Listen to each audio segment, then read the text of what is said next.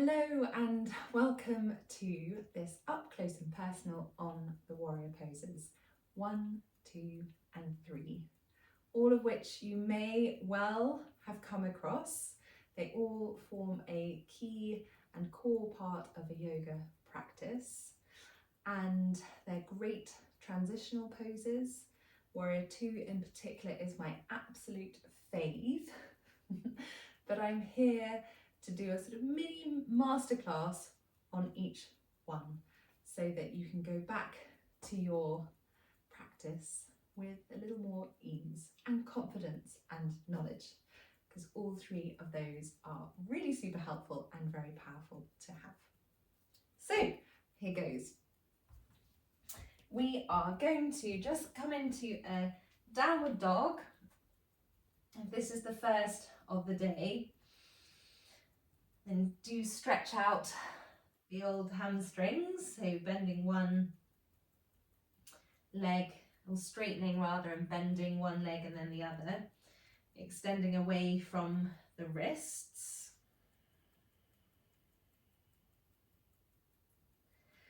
And then what you're going to do is step the right foot in between the hands. You're just going to come onto your fingertips. So just give yourself a chance to find your foundation. So root down through the four corners of the front foot. Really get to your foundation stable. Then you're going to lower the back foot down about 45 degrees. And then you're going to bring your hands onto your waist and deepen the bend in the front knee. If this feels too much, then you can lessen it. That's absolutely fine. Just focus on that front leg to start with and really root down through the four corners of that front foot, and then bring your awareness to your right glute, and that right glute is going to really support the right femur bone, so you're working that right glute, and then bring your attention to your back foot. So there are a lot of different views with Warrior 1 and opinions. You may have heard the cue in a class to bring your left hip forward and your right hip back to square your hips. For me, I really don't find that comfortable, because what I find is that then my back leg gets a bit confused, because at the same time I'm drawing that hip forwards, I'm also wanting to place weight on the outside of my back foot, so my knee gets a bit twisted, which does not feel good. So what I do is I place weight in the outside of the back foot, so there's an outward and external rotation going on. I squeeze the inner thighs, almost like a scissor effect, so though the inner thighs are really working. My core is facing forwards, but my hips, you can see my hip bones here, they're kind of facing off over here, but that doesn't concern me, because I know I have stability up in my top half, I have stability in my lower body, and I'm rooting through that front leg, and I'm allowing external rotation in the back leg with no twisting. So this feels good. So have a go at that. And then with your arms, you're extending them upwards. Imagining you've got a beach ball in between your hands. You can come out of your bend in your front leg and your thighs starting to really burn. And then you can come back in, extend the arms up once more. Your shoulders can remain relaxed, so you don't need to draw the shoulder blades down in an exaggerated motion. Just imagine if you were just literally circling your arms up overhead and just go with that movement.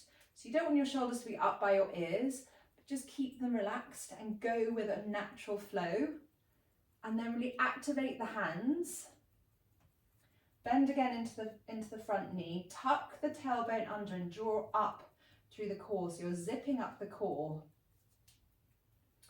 And there you have your Warrior 1. Very active pose. And then you can windmill the hands to frame the right foot and just step back into your downward facing dog. Just bend and straighten the legs once more. Give that right leg and give it a bit of a shake if the thigh's burning. And then we'll try that on the other side, because every side always feels a bit different. So stepping the left foot in between the hands, and again, just find your stability. So your top half wants to be nice and light. So you can almost just let your arms float up and down. It's your rooting down of the lower body which is giving you your grounding. Then you're lowering your back foot down 45 degrees. Bring your hands onto your waist and just playing around with the pose a bit to find where you feel comfortable and where you feel aligned. You'll suddenly, the more you do it and the more you just do subtle little movements, you'll be like, that feels good. So I'm rooting down into the four corners of my front foot. Left glutes working. External rotation of the back leg. Inner thighs scissoring together so that you're really engaging the inner thighs, which will balance that external rotation of the back leg. Tucking the tailbone under, zipping up through the core, drawing the core, your actual core, round as you reach your arms up, keeping your shoulders relaxed, and then reaching your fingertips up towards the ceiling, and imagine you've got a beach ball, one of those Pilates rings between your hands. Coming back to your breath, which we can often forget in moments like these. We suddenly realise that we are holding our breath. And then windmill the hands to frame the left foot and come back into your downward facing dog. So there you have your warrior one. And what we're going to do now is come into our warrior two. So we're going to step the right foot forward and we're going to rainbow the arms and open up into a warrior two.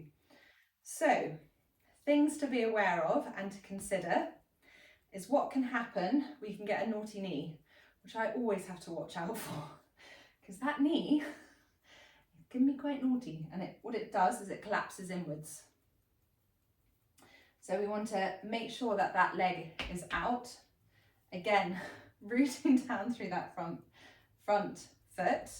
External rotation, so weight into the outside of the back foot.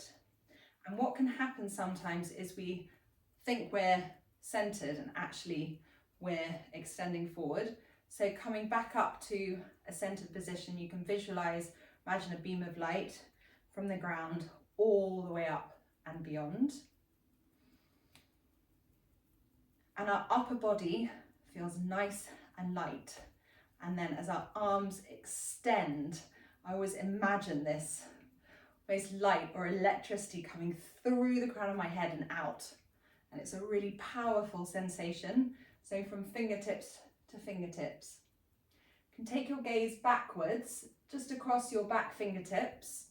Sometimes we lose our sense of, we can look back and our back arms up here. We think we're doing a great warrior two. We've completely lost our sense of space. So just watch those back fingertips. Take your gaze over your front fingertips. Tuck your tailbone, so you're imagining that you're in the middle of two panes of glass that go down both sides, so your bum isn't stuck out like this. I was completely exaggerating.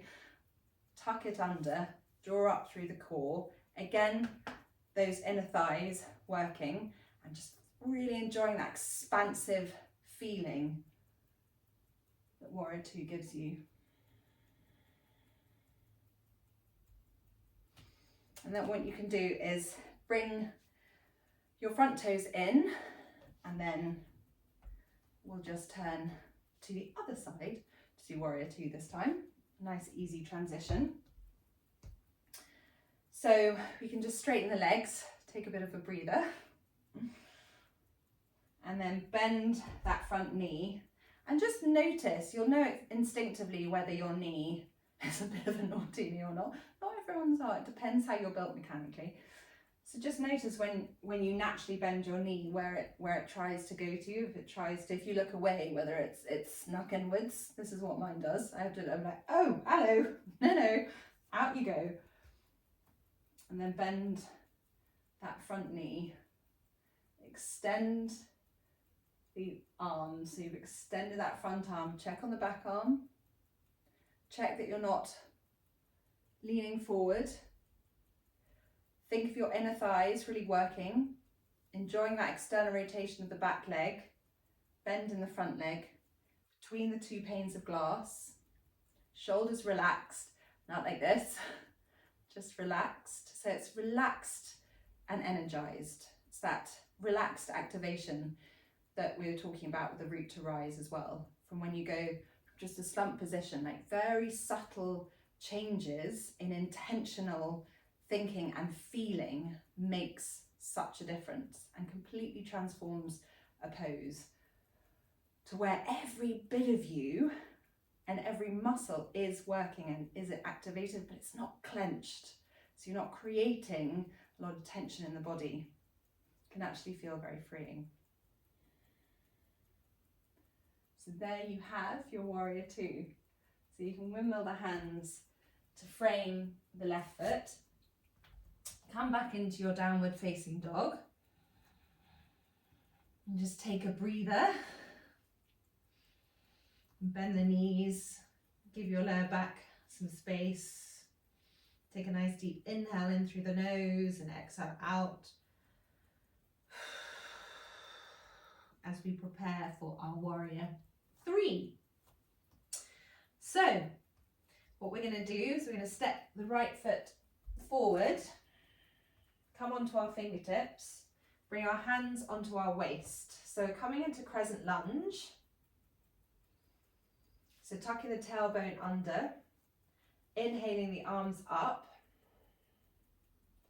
And then what we're going to do is bring the weight into the front foot and just start to hop. Don't worry what this looks like. It doesn't matter if you fall. There's no getting it wrong. It's not that I get it right every day, because I don't. Sometimes I wobble, sometimes I fall, but the intention there and the knowledge is there and the alignment is there, but you can't always get the balance. What helps with the balance is really rooting down through that front foot and really zipping up that rise, that energetic lift all through and up through the core. And the focus of where you're looking and just coming to your breath. So by coming to your breath and by really focusing, so finding a focus point, your drishti, those two things together are really going to support your balance. So coming back to the hopping forward. And then when you're up for it, try not to grip with the toes, which is really tempting here, but that actually will lessen your stability. You ground through the four corners and then gently hinge forward. So you're hinging at the hips, flexing that back foot, coming to your breath, finding your drishti.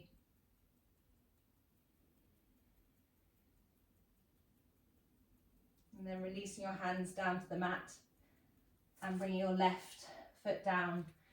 And you can just come into a ragdoll, just completely release.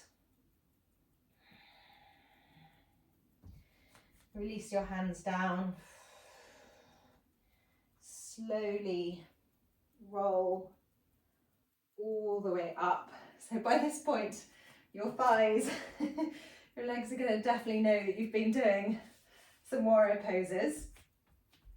So what we can do here is we can just step the right foot back. So just take a few moments. You'll see that I'm just moving my front foot because I'm just going to find what feels most rooted for me. So it's absolutely fine to just move around until you've got that place of balance. Engaging the core, drawing the arms up. So you're in your crescent lunge. You're now going to bring your weight into the front foot. Again, try not to grip with the toes. And just start to hop up. Just being a bit playful. And then when you feel ready, you can have a go hinging forward, extending the arms out, flexing the back foot.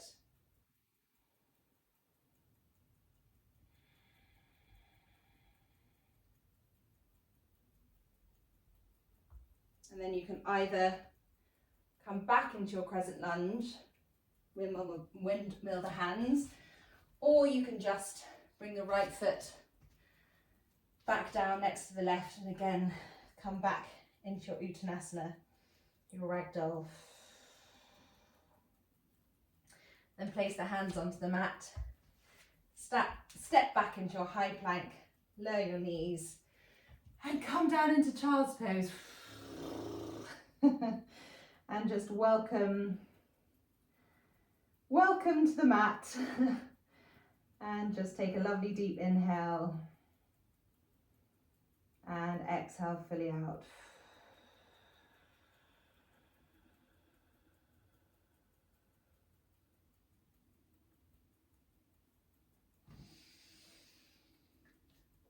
So there you have the 3 warrior poses.